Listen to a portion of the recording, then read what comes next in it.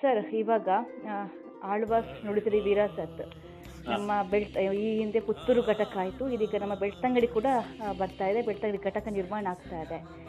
ಇದರ ಬಗ್ಗೆ ನಿಮ್ಮ ಒಂದು ಅಭಿಪ್ರಾಯ, ಎಷ್ಟು ಖುಷಿ ಆಗ್ತಾ ಇದೆ, ಎಷ್ಟು ಹೆಮ್ಮೆ ಇದೆ? ಬಹಳ ಸಂತೋಷ ಆಗ್ತದೆ. ಯಾಕೆಂತ ಕೇಳಿದ್ರೆ ಬ್ರಹ್ಮಕಲಶ ಮುಗಿದು ಈಗ ಆಳ್ವರ ಬಂದ ಸಾಂಸ್ಕೃತಿಕ ಉದ್ಘಾಟನೆಗೆ ಬಂದಿದ್ರು. ಆ ಸಂದರ್ಭ ಹೇಳಿದ್ರು ನನಗೆ ರಥಬೀದಿಯಲ್ಲಿ ಆಳ್ವಾಸ್ ಸಾಂಸ್ಕೃತಿಕ ಕಾರ್ಯಕ್ರಮ ಕೊಡ್ಲಿಕ್ಕೆ ಉಂಟು ಅಂತ ಹೇಳಿ. ಆ ನಿಟ್ಟಿನಲ್ಲಿ ಬೆಳ್ತಂಗಡಿ ತಾಲೂಕು ಘಟಕ ಇರಲಿಲ್ಲ, ಅದ ಘಟಕವನ್ನ ಈಗ ಪ್ರಾರಂಭ ಮಾಡ್ತಾ ಇದ್ದೇವೆ. ಬೇರೆ ಬೇರೆ ಪದಾಧಿಕಾರಿಗಳು ಸುಮಾರು 80 ಮಂದಿ ಒಳಗೊಂಡ ಒಂದು ಕಮಿಟಿ ನಿರ್ಮಾಣ ಆಗಿದೆ. ಆ ಎಲ್ಲ ಕಮಿಟಿಯವರನ್ನು ಸೇರಿಕೊಂಡು ಪದಾಧಿಕಾರಿನ ಸೆಲೆಕ್ಟ್ ಮಾಡಿ 22 ತಾರೀಕಿನಂದು ಸಂಜೆ 5 ಗಂಟೆಗೆ ರಥಬೀದಿಯಲ್ಲಿ ಆಳ್ವಾಸ್ ಅಂದ್ರೆ ಆಳ್ವಾಸ್ ತುಂಬಾ ಮಂದಿ ನೋಡಿದ್ದೀರಿ ಮೊದಲು ಕೂಡ, ಬಟ್ ಈ ಸಲ ಅದು ನವೀಕೃತಗೊಂಡಿದೆ. ಅಂದ್ರೆ ನಿಮ್ಗೆ ಇನ್ನು ಮುಂದೆ ಏನು ಕಾರ್ಯಕ್ರಮ ಆಗ್ತದೆ ಅಂತ ನಿಮ್ಗೆ ನಿರೀಕ್ಷೆ ಮಾಡ್ಲಿಕ್ಕೆ ಆಗುದಿಲ್ಲ. ಇಲ್ಲ ಅಂತ ಕೇಳಿದ್ರೆ ಆಳ್ವಾಸ್ ಅಲ್ಲಿ ಈಗ ಇದಿದೆ, ಈಗ ದಶಾವತಾರ ಇದೆ, ಈಗ ಲಂಕಾದಹನ ಇದೆ, ಈಗ ಇದು ಬರ್ತದೆ ಅಂತ ನಿಮ್ಗೆ ಗೊತ್ತಿರ್ತದೆ. ಸಿನಿಮಾ ಡಾನ್ಸ್ ಇದೆ ಅಂತ.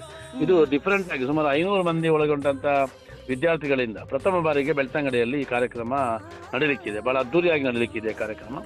ಸ್ವತಃ ಮೋಹನ್ ಆಳ್ವರು ಈ ಕಾರ್ಯಕ್ರಮವನ್ನು ಪೂರಾ ಟೈಮ್ ಕೂತ್ಕೊಂಡು ವೀಕ್ಷಣೆಯನ್ನು ಮಾಡುವರಿದ್ದಾರೆ. ಆ ರೀತಿಯಲ್ಲಿ ಈ ಕಾರ್ಯಕ್ರಮ ದೊಡ್ಡ ಮಟ್ಟಿನ ಯಶಸ್ವಿ ಆಗ್ತದೆ ಅಂತ ಹೇಳಲಿಕ್ಕೆ ನಾನು ಬಯಸ್ತೇನೆ. ಅದಲ್ಲದೆ ಸ್ಥಳೀಯ ಸಂಘ ಸಂಸ್ಥೆಗಳು, ಊರಿನ ಜನರು, ಇಲ್ಲ ಕಾಲೇಜು ವಿದ್ಯಾರ್ಥಿಗಳು ಕೂಡ ಇದರಲ್ಲಿ ಎಲ್ಲ ರೀತಿಯಲ್ಲಿ ಸಹಭಾಗಿತ್ವ ನೀಡಿ ಇದನ್ನು ಕಾರ್ಯಕ್ರಮವನ್ನು ಯಶಸ್ವಿ ಮಾಡುವರಿದ್ದಾರೆ. ಓಕೆ, ಈಗ ನಾನು ಎಕ್ಸಾಂಪಲ್ ಹೇಳೋದಾದ್ರೆ ಈ ಹಿಂದೆ ಯಕ್ಷಧ್ರುವ ಪಟ್ಲ ಫೌಂಡೇಶನ್ ಕೂಡ ಹಾಕಿನಿ, ಅದು ಮ್ಯಾಂಗ್ರೋಳಿ ಮಾತ್ರ ಇತ್ತೀಗ ಬೆಳ್ತಂಗಡಿ ಕೂಡ ಬಂದು ಸಿಕ್ಕಾಪಟ್ಟೆ ಫೇಮಸ್ ಆಗಿದೆ. ಅಭಿವೃದ್ಧಿ ಕೆಲಸ ಕೂಡ ತುಂಬ ಆಗ್ತಾ ಇದೆ, ಸಮಾಜಮುಖಿ ಕೆಲಸ ಕೂಡ ಮಾಡ್ತಾ ಇರುವಂಥದ್ದು. ಈಗ ಅದೇ ನಿಟ್ಟಿನಲ್ಲಿ ಆಳ್ವಾಸ್ ವಿರಸದ ಘಟಕ ಕೂಡ ಬಂದಿದೆ. ಇನ್ನು ಮುಂದೆ ಪ್ರತಿ ವರ್ಷ ಕೂಡ ಆ ಕಾರ್ಯಕ್ರಮ ಆಗುತ್ತಾ ಇಲ್ಲಿ? ಅದಕ್ಕೋಸ್ಕರ ವೇದಿಕೆ ಅಲ್ಲೇ ಪರ್ಮನೆಂಟ್ ಆಗಿರುತ್ತೆ ಹೇಗೆ? ಅಲ್ಲ, ಇದು ಬೆಳ್ತಂಗಡಿ ತಾಲೂಕಿನ ಘಟಕ ಇದೆ. ಬೆಳ್ತಂಗಡಿ ತಾಲೂಕಿನಲ್ಲಿ ಆಗುವಂತ ಆಳ್ವಾಸ್ ವಿರಾಸತ್ ಘಟಕ ಇದೆ, ಸಾಂಸ್ಕೃತಿಕ ಘಟಕವನ್ನ ಬೆಳ್ತಂಗಡಿ ತಾಲೂಕಿನ ಬೇರೆ ಬೇರೆ ಕಡೆಗಳಲ್ಲಿ ಅಂದ್ರೆ ವರ್ಷಕ್ಕೆ 2 ಕಾರ್ಯಕ್ರಮ ಮಾಡುವಂತ ಯೋಜನೆಗಳನ್ನ ಈ ಕಮಿಟಿಯವರಿಗೆ ಹಾಕಿಕೊಂಡಿದ್ದಾರೆ. ನಮ್ಮ ಕಮಿಟಿ ಮೀಟಿಂಗ್ ಆಗ್ಬೇಕೀಗ. ಅದರಲ್ಲಿ ಅವ್ರ ನಿರ್ಣಯವನ್ನು ಮಾಡ್ಲಿಕ್ಕಿದೆ. ಒಂದು ನಾಟಕ ಪ್ರದರ್ಶನ ಆಗಿದೆ ಅಲ್ಲಿ. ಪ್ರತಿ ವರ್ಷ ಅಲ್ಲಿ ತಂಡದಿಂದ ವಿವಿಧ ರೀತಿಯ ನಾಟಕಗಳು ಜಗಜೀವನ್ ರಾಮ್ ಸುಳ್ಳಿ ಅವರ ನೇತೃತ್ವದಲ್ಲಿ ತಯಾರು ಮಾಡ್ತಾರೆ.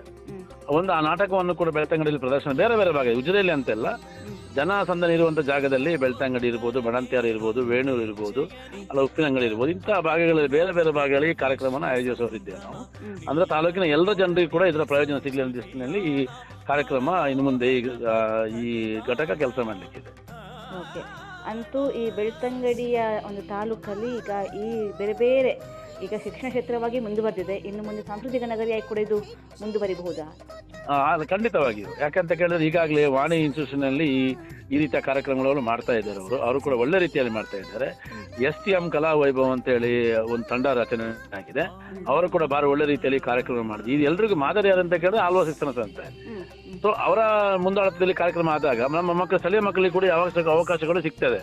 ಈಗ ನಾವು ಆಳ್ವಾಸ್ ವಿರಸದ ಘಟಕವನ್ನು ನಾವು ಚರ್ಚೆ ಮಾಡಬೇಕದನ್ನು ಮುಂದೆ. ಈಗ ವಾಣಿ ಇರ್ಬೋದು ಅಥವಾ SDM ಇರ್ಬೋದು, ಅವರ ತಂಡವನ್ನು ಸೇರಿಸಿ ಕೂಡ ಒಂದು 5-6 ಕಾರ್ಯಕ್ರಮ ವರ್ಷಕ್ಕೆ ಮಾಡುವ ಹಾಗೆ ನಾವು ಯೋಚನೆ ರೂಪಿಸ್ಕೊಳ್ಬಹುದು ಅಂತ ಈಗ ಮಾಡಿದ್ರೆ ಸಾಂಸ್ಕೃತಿಕ ವೈಭವ ಕೂಡ ಬೆಳ್ತಂಗಡಿ ತಾಲೂಕಿನಲ್ಲಿ ನೆರವೇರಿಕೆ ಸಾಧ್ಯತೆ ಇದೆ. ಓಕೆ, ಕೇವಲ ಆಳ್ವಾಸ್ ವಿದ್ಯಾರ್ಥಿಗಳು ಮಾತ್ರ ನಮ್ಮ ಬೆಳ್ತಂಗಡಿಯನ್ನು ಕೂಡ ನಾವು ಬಳಸ್ಕೋಬಹುದು ಅನ್ನುವಂಥದ್ದು ಅಲ್ಲ. ಅಂದ್ರೆ ಬೆಳ್ತಂಗಡಿ ಸಾಂಸ್ಕೃತಿಕ ವೈಭವ, ನೀವು ಈಗ ನಂಗೆ ಕ್ವಶನ್ ಕೇಳಿದ್ರಿ. ಸಾಂಸ್ಕೃತಿಕ ವೈಭವ ಅಂತ ಹೇಳಿದ್ರೆ ಖಾಲಿ ಆಳ್ವಾಸ್ ಮಾತ್ರ ಅಲ್ಲ.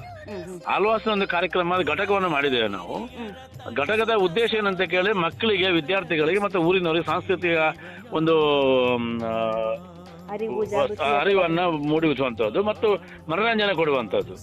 ಅದು ನಮ್ಮ ವಾಣಿ ಘಟಕ ಕೂಡ ಇದೆ, ನಮ್ಮ SDM ಘಟಕ ಕೂಡ ಇದೆ. ಈ ರೀತಿಯಲ್ಲಿ ಕೂಡ ನಾವು ಅವರಿಗೆ ಸಹಕಾರ ಮಾಡಿ ಇಡೀ ಬೆಳ್ತಂಗಡಿ ಜನತೆಯಲ್ಲಿ ಸಾಂಸ್ಕೃತಿಕ ವೈಭವವನ್ನು ಮೂಡಿಸುವುದು, ಅರಿವನ್ನು ಮೂಡಿಸಲಿಕ್ಕೆ ಸಾಧ್ಯತೆ ಆಗ್ತದೆ ಅಂತ ಹೇಳ್ಬೋದು. ಓಕೆ.